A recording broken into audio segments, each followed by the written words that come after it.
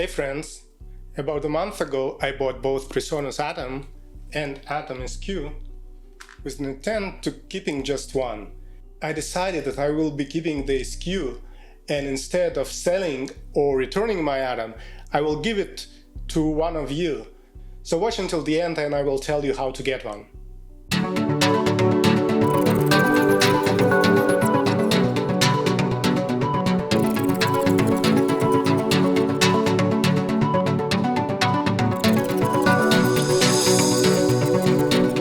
It's important to note that I will only be talking about Atom SQ in the context of Studio One.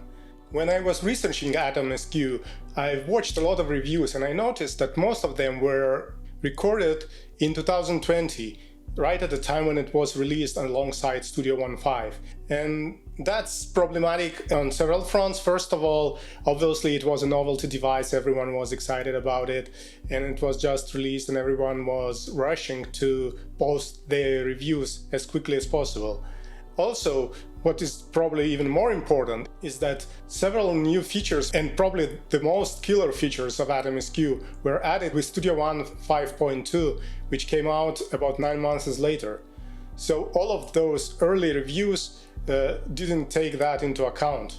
So I wanted to talk about those things, and I will definitely not be going feature by feature. I'm not Gregor from PreSonus, and he does an excellent job of covering all the features of the device. I will mostly talk about my positive and unfortunately some negative impressions about Atom SQ and how I used it. I want to preface everything that I will going to say about it by saying that I like it overall and I would probably buy it again. But even though I will be covering things I like about it, I will probably spend more time on things I don't. Not only because I'm that person, which I am, but mostly because most of the videos come from people from PreSonus or somehow affiliated with PreSonus. And obviously they are not incentivized to look into shortcomings of the thing. My original idea was that instead of doing a review, I will try to make a bit by using just Atom SQ, no keyboard, no mouse, not anything. I gave myself like 2 weeks to practice, to experiment, to get acquainted with Atom SQ. And after those 2 weeks, I realized that maybe making that video would be actually a disservice to everyone, because while it's definitely possible to do it, it's actually not a great experience, and you definitely can go much faster and get much further if you use your keyboard and mouse and maybe even a MIDI keyboard in addition to Atom SQ. So I decided not to do it. I decided to do this review instead. But if you want me to try, just let me know in the comments and I'll try to make that video anyway. So let's start with the most amazing thing about Atom SQ. It's using it in pattern editor mode with Impact XT. So if you use Impact XT and you use patterns to program it, you will be happy with Atom SQ just for that. It's amazing. You can use it as a step sequencer to program the patterns. You can, do it kind of live, playing the drums. You can program it, by pressing the steps one by one. You can adjust the step velocity, delay, probability, repeats in a very natural and a very fine way. The only thing that is missing about pattern editing that I noticed is that you cannot mute or solo lanes in patterns. But after going in deeper, I discovered that actually there is no command for this in Studio One either. So this is probably why it's not possible to do with Atom SQ. This sounds like something that could easily be addressed in a future software update, so I wouldn't sweat about it too much. So to summarize, if using Impact XT and programming patterns is your thing, you should definitely buy Atom SQ, you'll be happy with it. So my initial reaction after unpacking Atom and Atom SQ was that both are actually smaller than I expected. I guess that's what you get for watching reviews on a large living room TV. For the most part, I think it's a good thing that they are smaller than I expected. I guess in the case of Atom XT, the pads could have been a bit bigger, and since they are laid out kind of like a keyboard on a piano, they could have been the same width as the piano keys, but I guess this would make the whole thing bigger, which doesn't make a lot of sense. and I will tell you later about playing it as a piano, which is actually not the greatest thing. So I guess there is no point in trying to mimic the piano keys in terms of size. Other than that, nothing feels cramped, everything feels just of the right size, everything feels fine, and you can access all the buttons and press them comfortably. So I would say the size is the positive. And because of small size, it actually fits rather nicely on your desk. And speaking about fitting on your desk, both Atom and Atom SQ have USB ports on their back. Luckily, Atom SQ comes with a USB-C port, so it's smaller, but it's on the back, and the cable is with a straight connector and also with this round thing on it, which takes quite some space. And I guess it depends on your desk setup, and it's probably the best placement if you are going to use it on stage. But for me, and probably for most of you who would use it on your desk, I think Atom SQ shines the most when it's always in front of you. So it's not like something to the side that you play occasionally. It has to be in front of you. So a natural position for it would be right in front of your keyboard or right behind your keyboard. And in that layout, the port on the back and the cable sticking out of it takes a lot of valuable space. So luckily this could be solved easily, like with an angled USB cable that I actually had laying around. But if you don't have one, I guess this is something you would have to spend money on. It's not expensive, but still. But what is more important in terms of spending extra money is that bizarrely both Atom and Atom SQ don't have a power switch. So when you have this thing plugged into an USB port, it shines like a Christmas tree all day long. And you cannot switch it off. There is no like shortcut, there is nothing. And if you have it plugged into a powered USB port, it will shine all the time, and there is nothing you can do about it. And even if you plug it to a port that goes to sleep along with your computer, after I tried doing that, I guess the port still provides some power, so it goes to sleep, but the screen still displays like an 8-bit PreSonus logo all the time, which I find kind of insane. I actually don't understand why it doesn't have some like shortcut combination to switch it off, to put it to sleep, or maybe some menu item. So this is kind of insane to me. And the only way to actually switch it off is to unplug it from USB, which is, I guess, doable, not a huge problem, but provided that you would do it at least once a day, the longevity of that USB port is quite questionable to me. I decided to solve it by buying a USB hub that has on-off switches for every port on it. So that solves the problem, but it's still an extra like $20-something that you have to spend for what sounds like should have been there from the get-go. So let's talk about the pads. The pads on SQ are great for like finger drumming and for programming patterns. That's amazing. And the device also has this nice features that are only possible thanks to it having like pads that can be anything.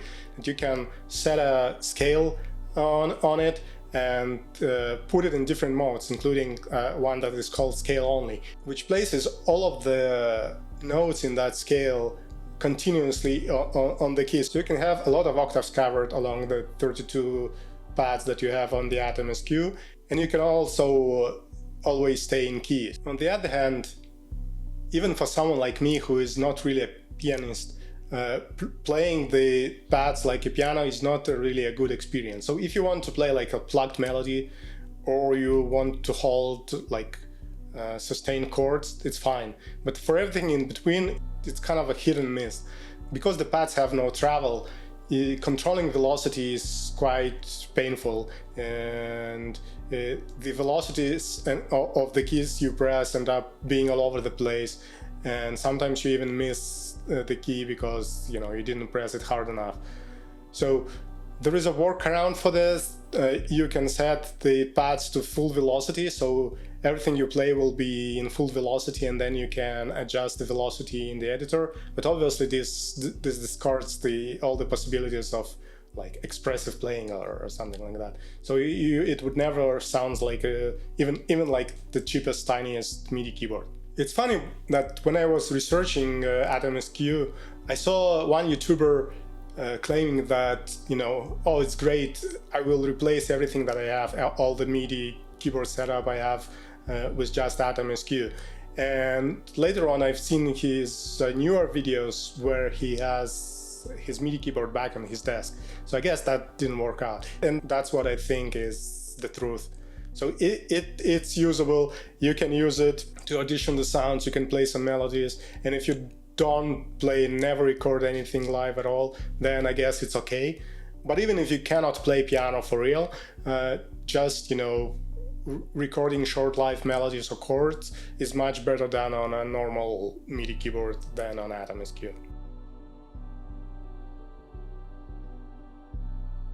So Atom SQ has 8 endless rotary encoders that you can assign to any parameters in your plugins.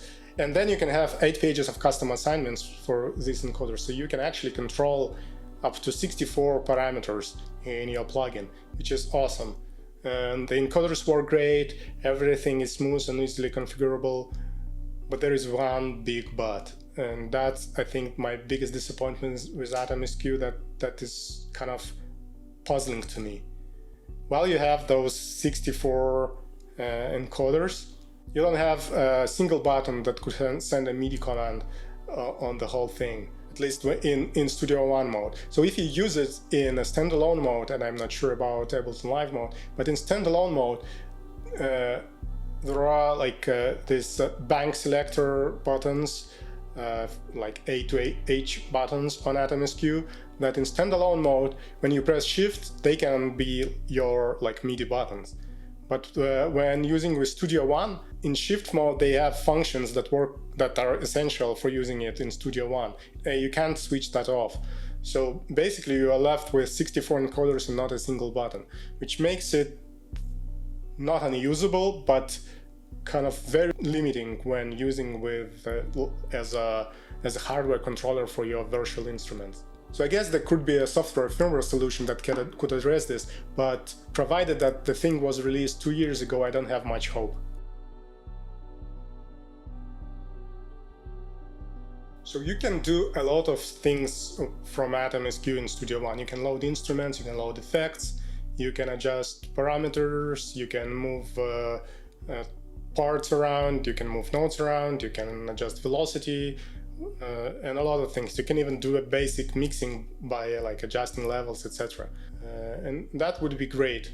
But overall, I wouldn't say that you can do whole drafts of tracks on just Atom SQ. So it's doable, but it's kind of painful. For example, as I mentioned, there are no assignable buttons on Atom SQ in Studio One mode, so you cannot even go through presets on your third-party plugins. So you're left with like pre-selecting sounds in advance if you want to use just Atom SQ, or you would have to go into your like third-party plugins and resave their presets as Studio One presets, so you can go through those. So I wouldn't say that you can use Atom SQ as your like master controller for Studio One, where it's your primary surface and then maybe you use mouse or keyboard once in a while. It's actually probably the other way around. And provided that most of the things they can do on Atom SQ, you can also, like what buttons do on Atom SQ, you can do on your keyboard with keyboard shortcuts and with your mouse, and you can do it faster, then a lot of things become kind of useless on Atom SQ.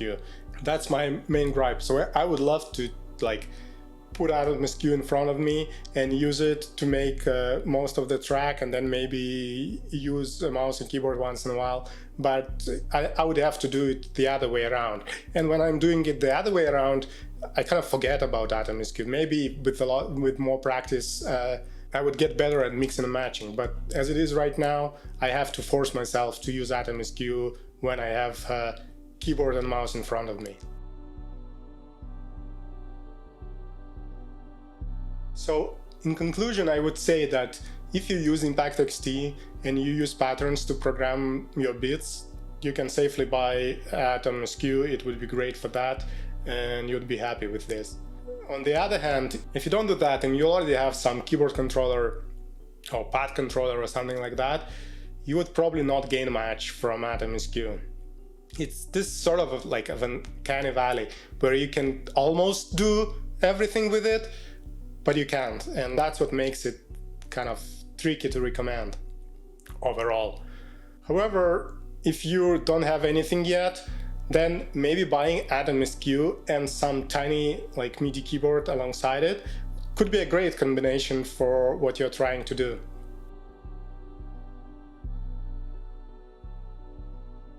So hopefully you found this review useful. If you did, please like this video and subscribe to the channel.